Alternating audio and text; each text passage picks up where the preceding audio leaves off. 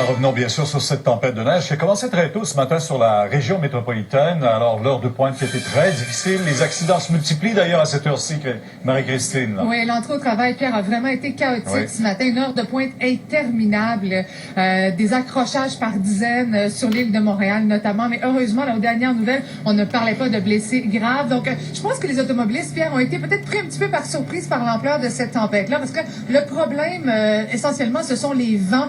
Ça crée de la poudrerie, ça crée également du blizzard carrément. Il y a de la neige au sol, donc chaussée très glissante, des conditions routières vraiment périlleuses. Et comme on prévoit, Pierre, une heure de pointe, c'est aussi difficile, sinon plus, ce soir. La police de Montréal va mettre en branle son plan d'urgence circulation, c'est-à-dire qu'il va y avoir des policiers à certains endroits stratégiques, aux intersections les plus achalandées, pour tenter là, de gérer la circulation et d'amoindrir les impacts de cette tempête-là. Donc oui, c'est compliqué au sol, mais c'est également compliqué dans les airs, perturbation du trafic aérien. Ce matin, très tôt, on était à l'aéroport Montréal-Trudeau. Il y a des vols qui sont annulés non seulement en direction des États-Unis, Chicago, New York, mais aussi en direction d'Ottawa, Halifax, Toronto. Il y a des voyageurs qui ont dû passer la nuit carrément à l'aéroport. Donc, perturbation du trafic aérien également. Autocars, les autobus, c'est compliqué également. Donc, je pense que pour la journée, la valeur sûre, c'est le métro. Donc, si vous pouvez éviter de prendre votre voiture, ça serait un peu mieux, je pense. Bien sûr, mais en région ou en périphérie, c'est la voiture encore qui compte. Eh bien, on va aller voir tout de suite. Mais...